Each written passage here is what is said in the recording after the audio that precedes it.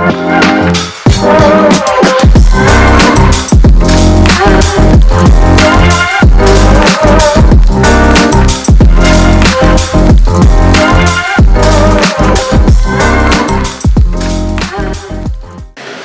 and welcome to episode 11 of Tales from the Hard Side with Monica from live from Collision, Toronto. How are you guys doing? We are amazed to be here, as always, in Canada.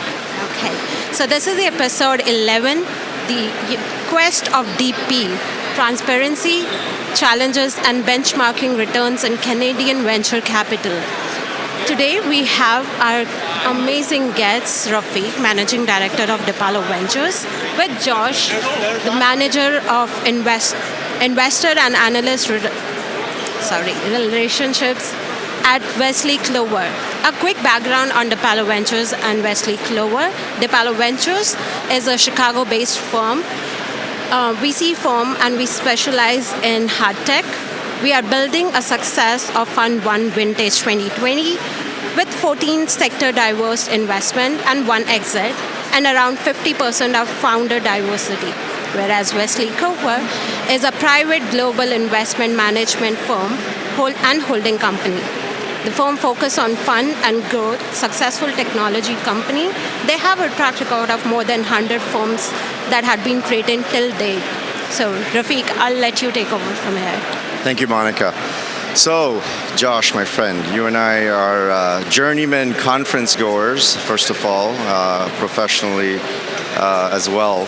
So, welcome to our Tales from the Hard Side.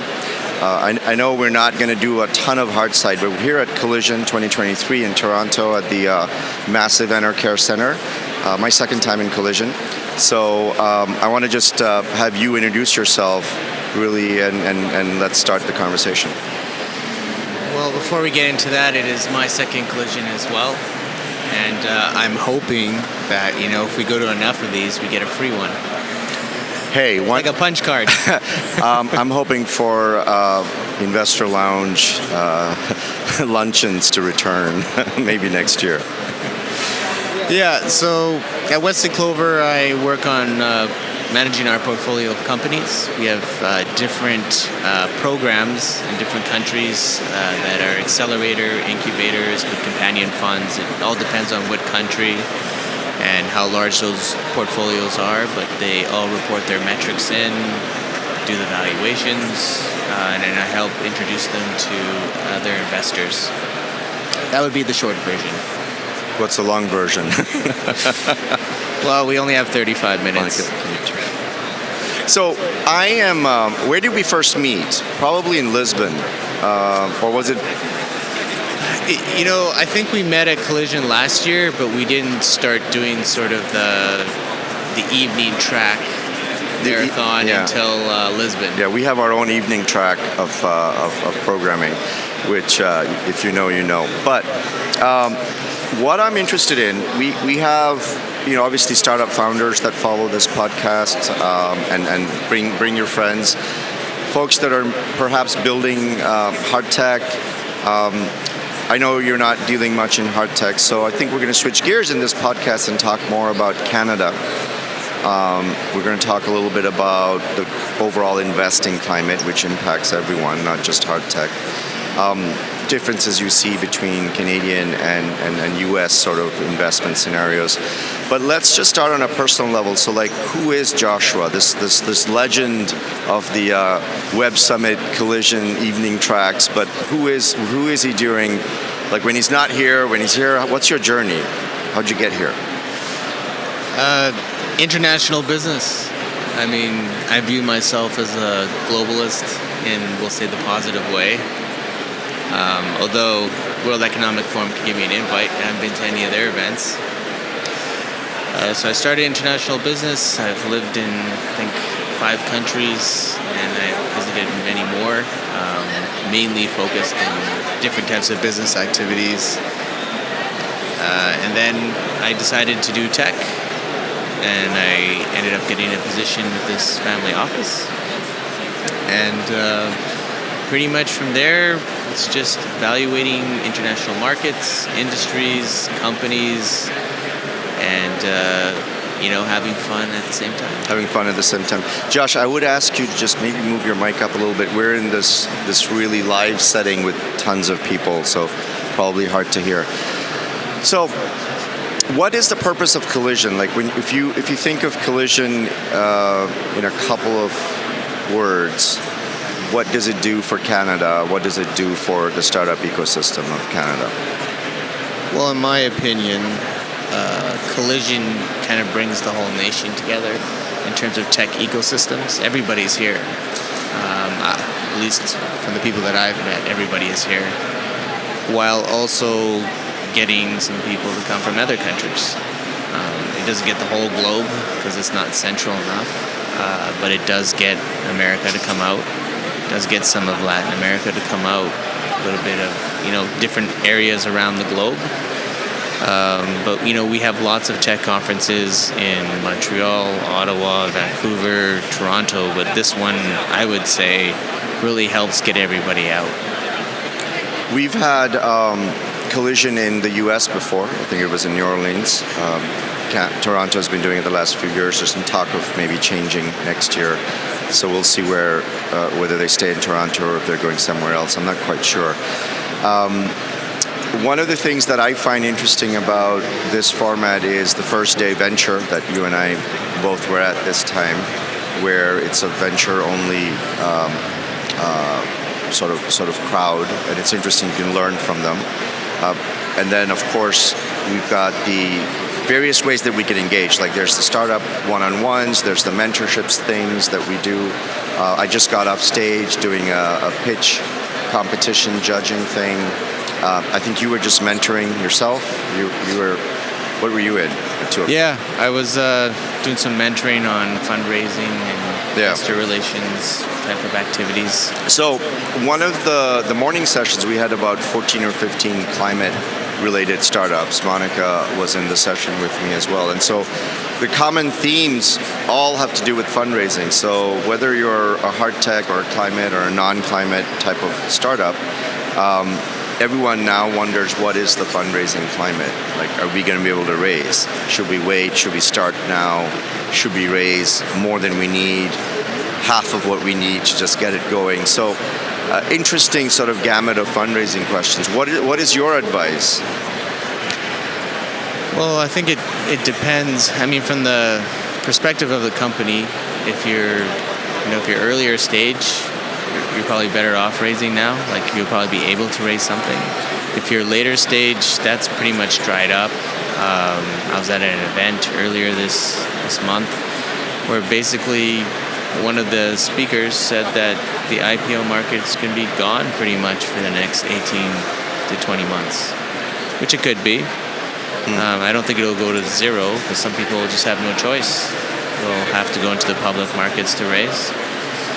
And somebody's going to take a hit, most likely. But I think if you're in earlier stage, you haven't really proved anything yet. So you're kind of at an idea. And so there's like a longer runway of investing to do. And I think that's why the data is reflecting that. Even if you're looking at where the money is going, yes, it seems to be mostly going into AI, but in terms of stages, it seems to be still going into the early stage. And that probably goes along with, as well, a lot of these funds cycles. They all raised, or a lot of firms raised a lot of money last year. And last year we also had a lot of emerging funds as well. So one of the topics that we talked about yesterday at the Venture Day is dry powder. Everyone's talking about dry powder and what we're going to see with that. So I'm just looking behind me to see what the activity is. I'm not sure what's going on there. Maybe we should have done it the other way around, and people could have seen the alpha startups here, who are all of these early stage, and then there's beta and growth. Yeah, you can do a little pan action at the end. Dry powder, early stage, IPOs. Do you think SPACs make a comeback? I mean, what about the SPACs that still have time to raise a target from a couple of years ago and their time is running out? Do you see some later stage companies take the SPAC route again? Does that come back? I mean, it could. I don't really have a specific opinion on that one. I'm not really watching that. What I'm really looking at this year is secondaries and acquisitions from corporate venture, because that seems to be where the action is happening this year. TVCs being more active. So then let's come to what Wesley Clover does. I mean, how would you describe the organization you work for? And as a Canadian family office, what's your mandate? Well, building global tech companies, that is the mandate of the founder. Canadian... Give us a little bit of background on bringing out Canadian tech. I mean, that's great too, that's part of it. But essentially building global tech companies. We have done it through different incubator and accelerator programs in different locations that have companion funding with it. They're not all structured the same as traditional VC. It depends on the country. But for example, we the brand that we use for that is called Alacrity. And so we Alacrity, have one, yeah. Okay. Yeah. So we have one in Mexico, we have one in France, in the UK. Turkey was one of the first ones as well. And then on the west coast of Canada, we had a program called Alacrity Canada. So they're all structured differently. Some are private, some are not. So it depends. How do you find startups and deal flow, and how do startups find you? How do funds find you? What's the strategy? Is it more direct, more fund of, or a mix, or how do you guys approach it? There's a mix. We do have some direct investments, but I would say for the most part, it's primarily all done through our different programs. So I mentioned we have Alacrity, but the Canadian one that we have that's much larger is LSpark. And so they've had over 100 companies go through it, and they've had, I think, over $250 million of exits cumulative from the different companies that have gone through there. That's pretty impressive. What do you think of just sort of the accelerator versus? Is it an accelerator model, or is it more of a venture studio model that you guys are adopting? The Alacrity is more of a venture studio model, and the LSpark is an accelerator model. And they have sort of traditional B2B SaaS acceleration that they do.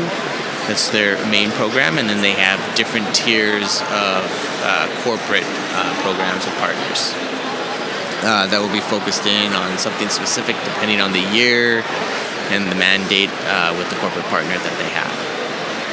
Interesting. And are you investing worldwide, or is it more regional?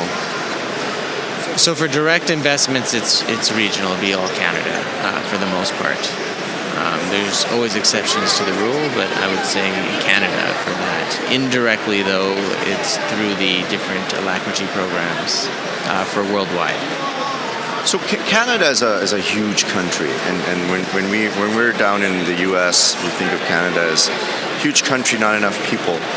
But and that's an oversimplification. There's amazing sort of innovation here, amazing sort of funding for a lot of things. What is that supply demand like, and does it change by province? I mean, I only know so many of the major hubs. So speak to us about just how the ecosystem is developing across the country. Yeah, so I mean, it's like any, I guess, part of Canada. We have clusters in different cities at different areas, and I think the tech is probably turning out the same way. We do have SaaS everywhere. However, there are some areas where it seems like maybe there's a little bit more focus in certain tech. So, for example, Ottawa, there's SaaS, there's also telecom.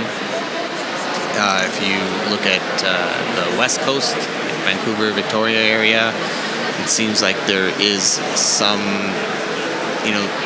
clean tech. I've also just recently learned there's some metaverse stuff going on over there in gaming. Yeah, certainly Vancouver would be a good place with the film industry. Yeah, Alberta is kind of more energy. I think they're also trying to figure it out. But I mean, you could definitely see clean tech some clean tech there, just because they already have the other energy sectors there. So there would be some of that, but there also seem to have some fintech and some blockchain as well. Like I said, of course, SaaS. Then if we move over to Ontario, I mean, there's just more people here. So Toronto's going to have a little bit of everything. I would say I don't really feel like Toronto specializes in anything specifically. I think they just have everything. How do you feel about Toronto? Oh, I love Toronto. It's my favorite city in Canada, after the city I'm from, Which is? Edmonton. Okay. But you live in Ottawa. Yes. What are your feelings towards Ottawa? You know, I just can't get over the winter there. Like, I know Edmonton's apparently colder, but I just don't believe it. You know, Ottawa's colder? Yes, the humidity. It's the humidity. That's why it feels I have some good worse. friends up there. They complain about the weather consistently. But how do you really feel about Toronto? What is like, if I was building a startup and I wanted to pick a place, where would I go? If I had... Well, I do think it depends on what you're doing with the company. So if you want to target customers, then Toronto definitely. If you want to target investors, I'd say maybe Toronto. I mean, if you're in Ottawa or Montreal, Toronto's not that far. So I mean, you can still target investors without actually being in Toronto. But the investors are... There's a lot of the investment firms are located in Toronto because that's our financial hub, you know, is Bay Street area and whatnot. If you are targeting Quebec customers or Montreal specifically, also AI is supposed to be, you know, a good market in Montreal, but everybody says that their city is now. I think even Edmonton was rated on the This AI podcast list. is run on AI, I mean, So, right? We're going to put it up for sale. So, how much do you think we could get? I don't know. The sky's the limit. We have to take a second to pause and recognize our sponsors. Actually, we have sponsors for this podcast indirectly. The Canadian consulate in Chicago, the Trade Commissioner's office sponsors U.S. VCs to come to Toronto for Collision, and so for a second time we're their guests as part of a Chicago contingent in terms of like just tickets and so forth. So thank you to Sunita and Corey at the Chicago Consul General's office. What about the U.S.-Canada interchange for startups? Because I bring up the Consul General's office in Chicago and all the major cities in the U.S. There's part of their job is to get Canadian companies to come and have a softer landing in the U.S. and find distribution partners and so forth. And then similarly, like we're here to look for startups as well as expand the network, but obviously they would like to have U.S. VCs invest in Canada. So what do you see as sort of that sort of how easy is it to go back and forth? Why do we need the government to help us, land us in the neighboring country? Like, shouldn't it be more free and open? Well, I think there's a couple things there. For one, I think if you are the definition of a startup in Canada versus the U.S. is probably not the same, even in terms of scale, size, resources, that sort of thing. And that's why we need more help to compete, I would say. Can you be more specific? Well, for example, like in Canada, there's a lot of government support programs that help startups out early, and I think perhaps some of the reason for that is our angels seem to be a little bit more sophisticated and more risk averse than, say, in the South, like in the U.S. It seems like you have more of a risk appetite, or a culture of risking it all to win it all, right? How many movies are there on that type of like topic? It's a cultural thing. I think we're a very more risk averse and reserved market. And it's also another thing, when I talk to different founders, we always look to the U.S. first. That's usually our go-to because it's right there. It's the largest market. But at the same time, are you prepared to compete at that level? Because a lot of our companies are not. And I'm not saying our specific companies we're investing in, but Canadian companies in general, you compete on a different level, I think, in the U.S. Much more, I'd say, I don't want to say the word aggressive, but, you don't have sort of, we'll do it tomorrow. Yeah. So I would say that's one piece of it. So that is why for a lot of Canadian startups, they want to go to the U.S. to raise funds. Or not funds, funding for their startups. Yeah. And it's because even the funds here in Canada are also, they're a little bit more reserved compared to the U.S. And then the other piece for the American side is we're still really good at building talent. And you can come up here and you can find really good talent for your tech companies. You don't have to relocate them. What's the cost differential? I think you have to do that. I think it's significant. I don't know the numbers off the top of my head, but it's enough to matter. And the other piece of it, I would say, is maybe a downside for Canada is that we lose a lot of talent To the U.S. to the U.S. Yeah. If your goal is to make it, it's gonna be really hard for you to do it here. Do you see startups going to the U.S. to create, a presence there, still keep teams back here, R&D, etc.? I mean, we see that for European startups coming to the U.S., where the R&D would still be back. For example, we have a portfolio company that has their engineers in Poland. That's where they're from, Vumo. So, do you see people just pick up and move the entire team, or leave a presence? Yeah, I think that's kind of over. With remote working and working from anywhere, that sort of thing has helped even more. Because before, when a VC firm would come up and invest in a Canadian company, it'd be like, yeah, but we want you to come relocate down the street from us. Or, in the same, I'd say, general market, because how they're offering to help outside of the capital, like finding maybe talent to work in the companies that they're investing in, that sort of thing.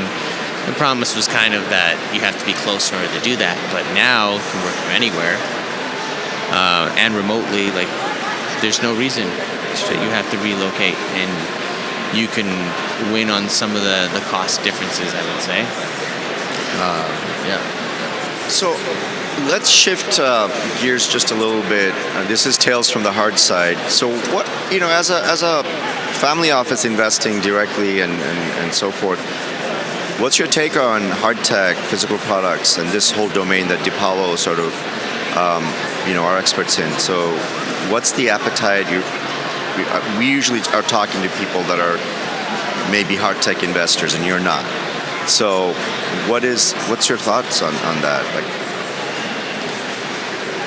Well, I mean, for us, our hard tech investments that we have done are all related to the owner's interests in the past, I would say.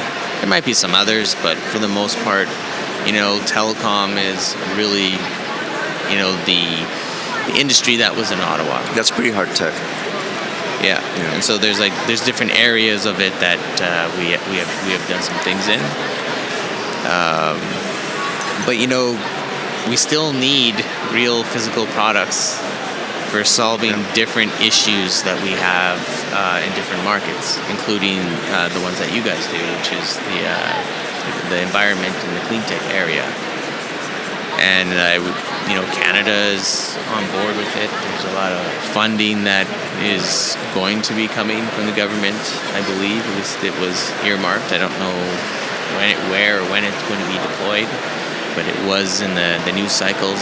So that's still in, we've already passed laws. Capital is starting to get deployed from those government bills in the last couple of years. So is Canada still working through that whole legal process? before it becomes a bill?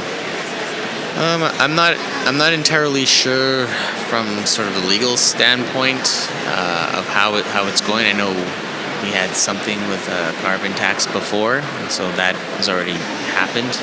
I don't know if it's been fully deployed in every single jurisdiction and at what level, because I think they had to do some sort of tiering with it. Again, I'm not an expert on that, so I don't know. Okay. But there is funding that goes into Canadian funds, that there is likely going to be a specific desire for it to hit, one of the ESG type of pieces, so environment or social impact or something else. So speaking of ESG, how do you guys incorporate that into your investment decisions? Or do you? If it's done, I don't know how. I don't have a spreadsheet for it. I pretty much just look at the business itself, the problems it's trying to solve, and how the numbers line up in terms of that. I don't add in the ESG. Is there a formal sort of any type of formalized ESG layer that gets put on top of anything that you guys No, because I'd say we're decentralized, so I think it's up to each hub to decide what they're doing. But it's not something that we drive from like the head office. And I mean, we all kind of individually want to do our part or whatnot as it relates to ESG. So as individual managers, we try to fulfill some of those things and the activities that we do. But we don't, as far as I'm aware, have a formalized one. Maybe we will do that at some point, but currently, no. Okay, fair enough. What do you want our sort of listeners, our following, growing following, to sort of take away? Is Collision the right place for U.S. companies to come and pitch? I mean, I see all these alpha startups and beta startups. They're coming from all over the world. What's your sort of? Well, like I said, I mean, I think this is a national event that brings in the whole ecosystem. So if you're just trying to enter this market, see what it's all about, experience it, this is one event to do. But if you are more specific to a particular technology vertical, there might be others. And as you're aware, we have one in Ottawa that's national, that is SaaS North. Yeah, and you're involved with that. Yeah, and so for us, that's our big one, because that's what we're focused in is that. Does it make sense to come here still? Yes, because I mean, SaaS is essentially a business model, and so there's lots of SaaS at Collision in the different techs, startups that are out there. So there's space for them at SaaS North as well. Yeah. I mean, I think there's still room for mega conferences like this where you're able to see people in one place, and maybe you're not going to see them, unless you were at a conference. But it's interesting too if this starts to go away in some way. I'm not talking about Collision specifically, but just with virtual work, etc. Do we really need to be in one place to find each other? So. Well, I mean, that's kind of going to, what is it? I forget what it's called. Something work. Remote work. Like the new way of work, and how it's being figured out. So yes, we had a pandemic, so we had to work remotely. And we did these conferences remotely. Yeah, but we could have done that before as well. It just didn't take for some things. I know until that happened, I probably would have never been able to do telemedicine in Canada.